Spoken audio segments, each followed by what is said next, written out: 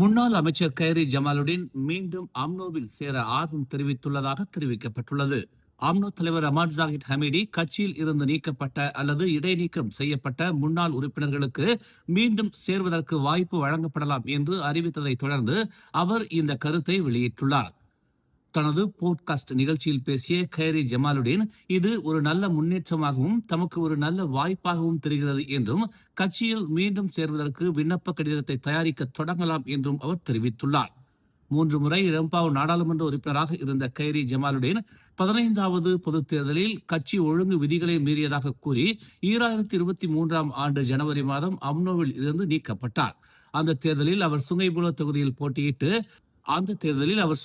தொகுதியில் போட்டியிட்டு ரமணனிடம் 2693 வாக்குகள் வித்தியாசத்தில் தோல்வியடைந்தார். அம்னோவில் இருந்து விலகிய பின்னரும் கைரி ஜமாலுடன் பொது கருத்து பரிமாற்றங்களில் தொடர்ந்து செயல்பட்டு வருகிறார். அமாட் சம்சூரி முக்தார் தன்னை பேங்காக் மூவ் என கூறப்படும் அரசியல் சந்திப்புடன் தொடர்பு படுத்திய குற்றச்சாட்டுகளை மறுத்துள்ளார். பாஸ் உதவி தலைவரும் பிரிகாத்தான் நேஷனல் தலைவருமான அவர் தாய்லாந்தின் பேங்காக் நகரில் நடந்ததாக கூறப்படும் அந்த சந்திப்புக்கும் தமக்கும் எந்த தொடர்பும் இல்லை என்று தெரிவித்துள்ளார். இந்த விவகாரத்துடன் தொடர்புடைய எந்த கூட்டத்திலும் அல்லது கலந்துரையாடலிலும் தாம் ஈடுபடவில்லை என்றும் அதனால் தமது பெயரை தேவையில்லாமல் இந்த விவகாரத்துடன் இணைக்க வேண்டாம் என்றும் நேற்று வெளியிட்டுள்ள முகநூல் பதிவில் அவர் குறிப்பிட்டுள்ளார். இதற்கிடையில் பரிசான் நேஷனல் தலைவர் அமாட் ஜாகித் ஹமீடி கடந்த ஆண்டு தாய்லாந்து பயணத்தின் போது எதிர்க்கட்சி தலைவர் ஹம்சா ஜைனுடனே சந்தித்ததாக உறுதிப்படுத்தினார். அந்த சந்திப்பில் மலாய் முஸ்லிம் அரசியல் கட்சிகளுக்கு இடையிலான ஒற்றுமை குறித்து கலந்துரையாடப்பட்டதாக ஜாகித் தெரிவித்தார்.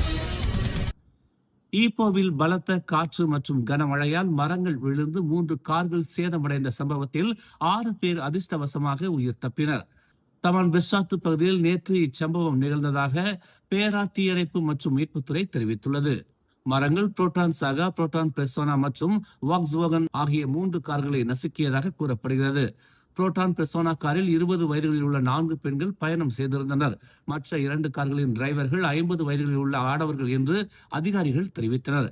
அனைவரும் பொதுமக்களின் உதவியுடன் பாதுகாப்பாக மீட்கப்பட்டனர். அதே நேரத்தில் ஈப்போ நகரில் மாலை சுமார் 4 மணி முதல் 1 மணி நேரத்திற்கு மேல் கனமழை மற்றும் பலத்த காற்று வீசியதால் சென்ட்ராமால் பகுதியில் நடைபெற்ற ரமலான் பஜார் கூடாரங்களும் சேதமுற்றன. மேலும் செய்திகளை தெரிந்து கொள்ள தமிழ் மலர் இணையதளம், தமிழ் மலர் செயலி மற்றும் மலர் டிவி யூடியூப் சேனலை வலம் வாருங்கள்.